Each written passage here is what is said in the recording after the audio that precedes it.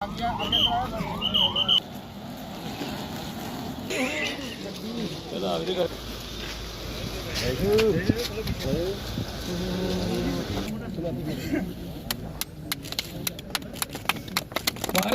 माता की भारत।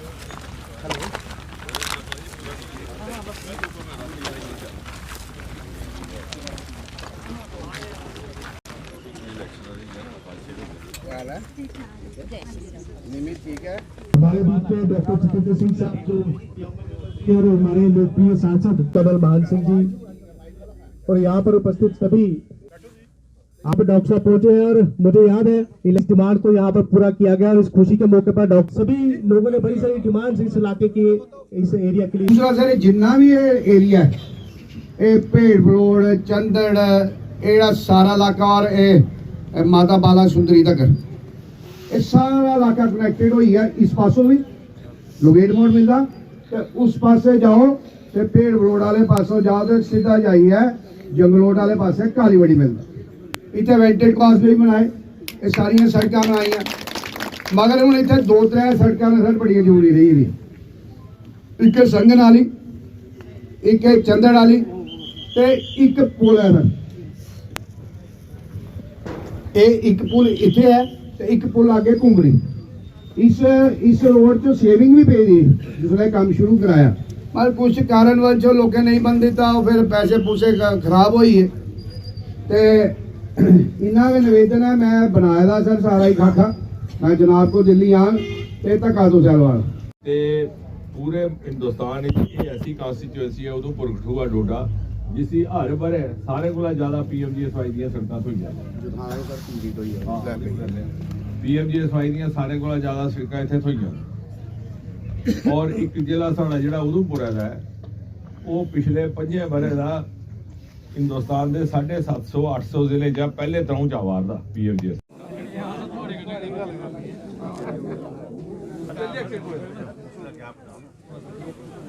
सारा टाइम ले लेना सर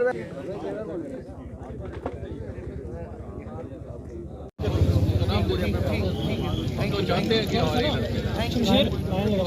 कि बंदों को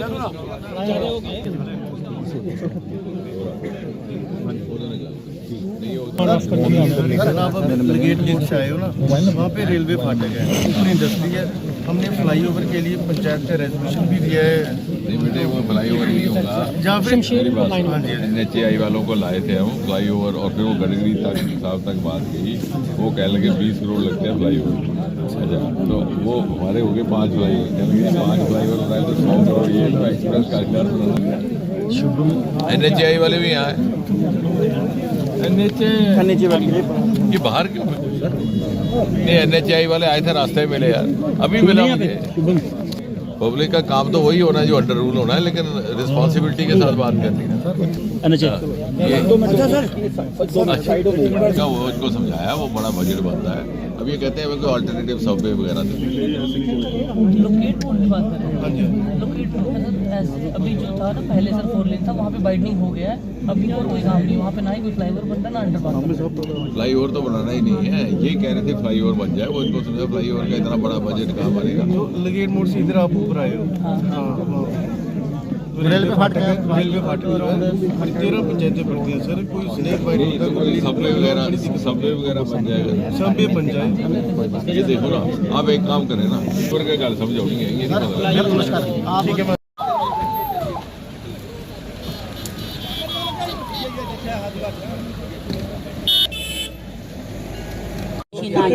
नहीं सबसे पहले तो मैं ये कहूँगा कि ये जो हमने क्रम शुरू किया है पब्लिक दरबार अथवा जनता दरबार का मुझे कहते हुए ये हर्ष और संतोष है कि आज कठुआ ज़िला में हमारा चौथा इस प्रकार का दरबार है। हालांकि बीच में कुछ विलम्ब आ गया विधानसभा के चुनाव हुए उससे पहले लोकसभा के चुनाव थे तो कोड ऑफ कंडक्ट के कारण इस प्रकार की गतिविधियों पर पाबंदी थी।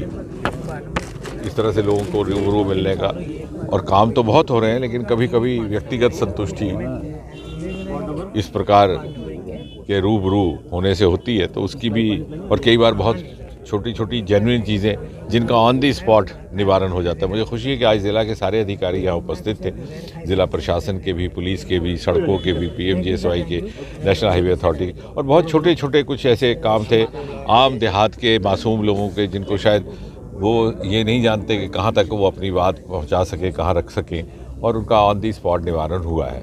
उसके अतिरिक्त PMGSY सड़कों का लोकार्पण, शिलान्यास हमने 10 वर्ष पहले एक क्रम शुरू किया था, एक नई परंपरा कि क्योंकि PMGSY सड़कें दूर दराज क्षेत्रों में होती हैं, कहीं नालों में, कहीं पहाड़ों पे, कहीं खड्डों में, और ये जो प्रवृत्ति रहती है कि हर जगह जा कर के कार्यक्रम किया जाए और फिर उस काम का प्रारंभ हो, तो उससे क्या होता है कि वहाँ के जो स्थानीय लोग हैं उनको बड़ी दिक्कत परेशानी होती है, वो काम में विलम्ब हो जाता है उसकी शुरू।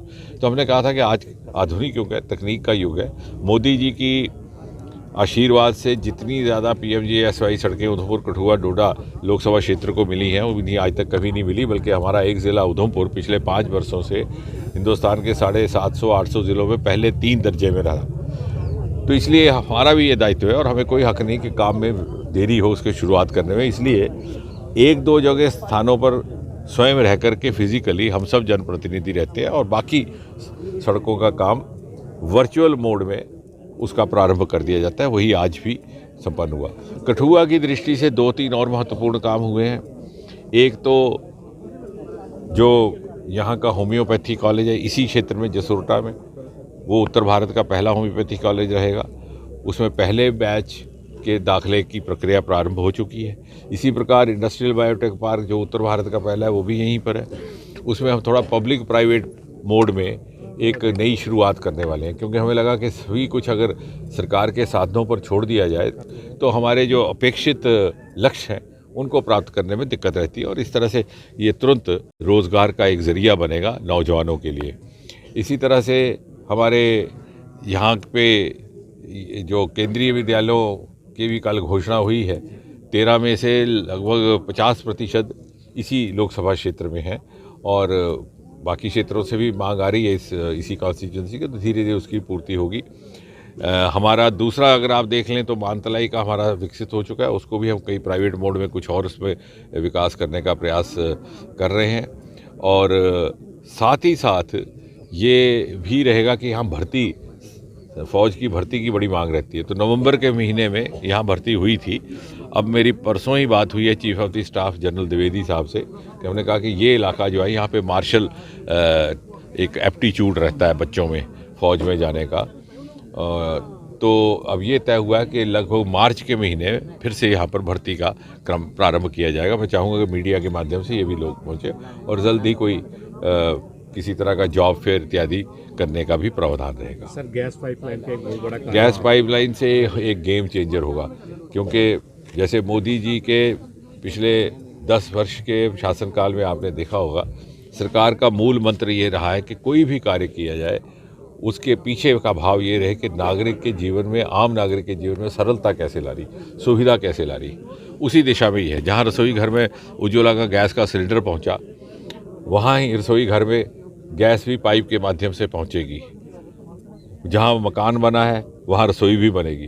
तो ये सभी योजनाएं जो एक इकोसिस्टम बना करके मोदी जी ने हमें पैकेज दिया है, और पहली बार इस क्षेत्र को, जिसकी काफ़ी समय से अवहेलना की गई थी, यूपीए के 10 वर्षों के कार्यकाल में यहाँ से जो भी प्रतिनिधि चुन करके गए वो अधिकतर भ्रष्टाचार के कामों में ही मुब्तला रहे और उनके ऊपर कभी आरोप आए अवैध माइनिंग के, कभी एनक्रोचमेंट के। तो पहली बार, क्योंकि मोदी जी के कार्यकाल में इस प्रकार की बातें संभव नहीं रहती, तो एक पूरी की पूरी टोली बन करके यहाँ के जनप्रतिनिधियों ने पूरे समर्पित भाव से काम किया है। और मुझे लगता है कि आने वाले समय में कठुआ पूरे उत्तर भारत का एक बहुत ही महत्वपूर्ण उद्योग का केंद्र बनने वाला है। जम्मू सर, होंगियों की जो बिजली और पानी, उसमें अभी थोड़ा समय लगेगा। बिजली और पानी जो है होंगियों का जम्मू में बंद कर दिया गया। वो तो ऐसा है कि मोदी जी की सरकार की ओर से ये स्पष्ट कर दिया गया, गृह मंत्रालय की ओर से भी, कि इस प्रकार की कहीं भी कोई वाक़यात उनके नज़र में आएंगे, जिस तरह से आतंक पर अंकुश लगाने का काम हुआ है, ना केवल आतंकियों पर बल्कि आतंकियों का सहयोग प्रत्यक्ष अथवा अप्रत्यक्ष रूप से करने वालों को भी आरोपी ठहराया जाए। आज डॉक्टर जितेंद्र सिंह जी आए थे हमारी कठेरा पंचायत में और यहाँ पे उन्होंने इनैगुरेशन की रोड की जो बोड़ा की तरफ बाला सुंदरी माता की तरफ जाता है। और आज उन्होंने जनता दरबार भी लगाया स्पेशली लोगों के लिए कि लोगों को जो दिक्कतें समस्याएं आ रही है उनका सलूशन निकालने के लिए। और मैंने भी पर्सनली उनसे डिमांड रखी कि हमारे जो लगेट मोड़ से ऊपर जो रेलवे फाटक है वहाँ पे फ्लाईओवर की, क्योंकि हमारे ऊपर 13-14 पंचायतें जो पड़ती हैं।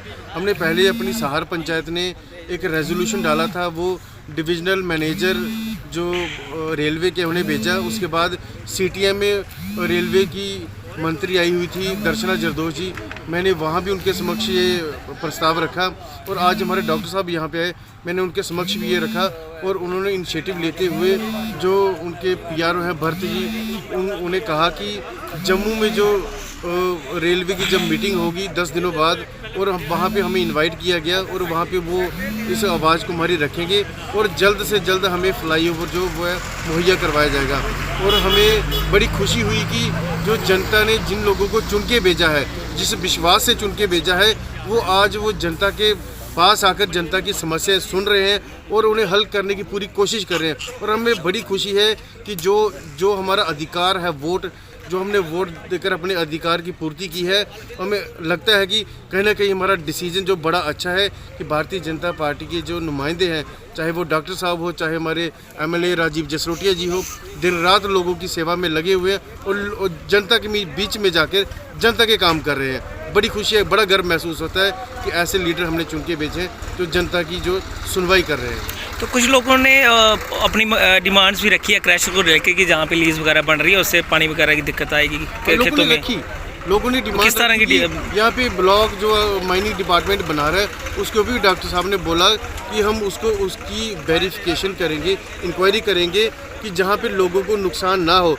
मिनरल तो सभी को, आपको पता है कि अगर कंस्ट्रक्शन होगी तो मटेरियल सभी को चाहिए। कह रहे कि ब्लॉक उन जगह पे बनाए जाएंगे जहाँ पे लोगों को दिक्कत ना हो, आसपास रिहायशी इलाके ना हो, स्कूल ना हो, कॉलेज ना हो और लोगों के मंदिर जो है वो भी पास ना हो। इसलिए वो उस चीज़ को मद्देनज़र रखते हुए जो है वो आगे कार्य किया जाएगा। लोगों को घबराने की कोई ज़रूरत नहीं है, सरकार उनके साथ है, ये आश्वासन हमें डॉक्टर जितेंद्र सिंह जी ने दिया है।